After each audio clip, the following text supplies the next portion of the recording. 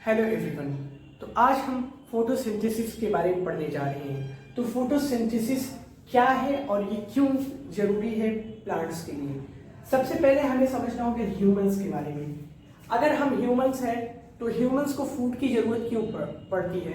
Food की ज़रूरत इसलिए पड़ती है ताकि वो उनको एनर्जी मिलती है और उस फूड से और उनके बॉडी डेवलपमेंट में हेल्प करता है। कुछ इसी प्रकार से फोटोसिंथेसिस भी इम्पॉर्टेंट है प्लांट्स के लिए। प्लांट्स जो है इससे एनर्जी प्रोड्यूस करता है और जो एनर्जी मिलती है और उससे जो प्लांट्स की ग्रोथ है, फ्यूचर ग्रोथ है, वो होती है। तो फोटोसिंथेसिस को समझने से पहले हमें कुछ स्टेप्स होते हैं फोटोसिंथेसिस में, उनको समझना पड़ेगा। तो अगर उनको हम समझ के तो समझ लीजिए हम फोटोसिंथेसिस प्रोसेस को समझ के आखिर ये क्यों इम्पॉर्टेंट है प्लांट्स के लिए।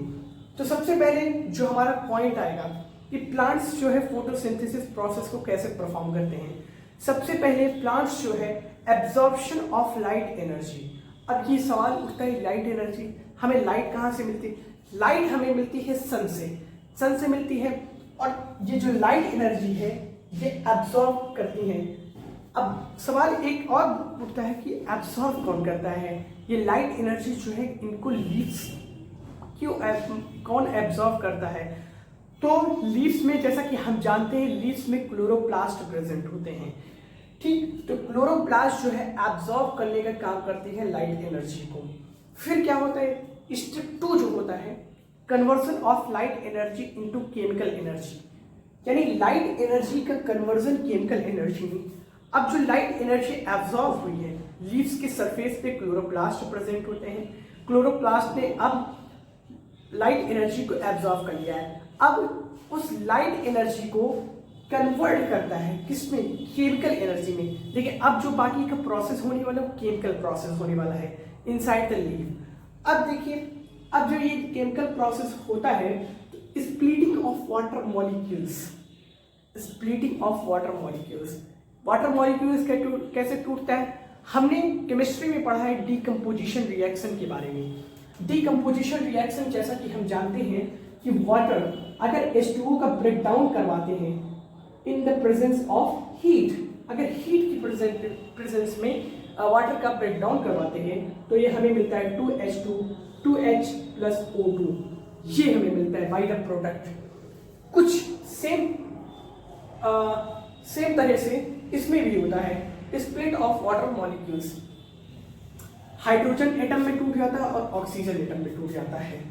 उसके बाद जो अगला स्टेप होता है reduction of CO2 to carbohydrates, यानी CO2 का रिडक्शन होता है और उसके बाद हमें क्या मिल जाता है, हमें कार्बोहाइड्रेट जिसको हम कहते हैं एनर्जी।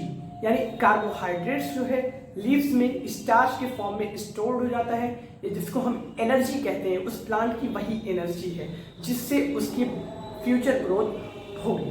अब हम देखेंगे कि रिडक्शन, जैसा कि हमने केमिस्ट्री में पढ़ा है कि रिडक्शन रिएक्शन के बारे में, रिडक्शन रिएक्शन ऑक्सीडेशन और रिडक्शन के बारे में पढ़ा। तो रिडक्शन क्या है, एडिशन ऑफ हाइड्रोजन।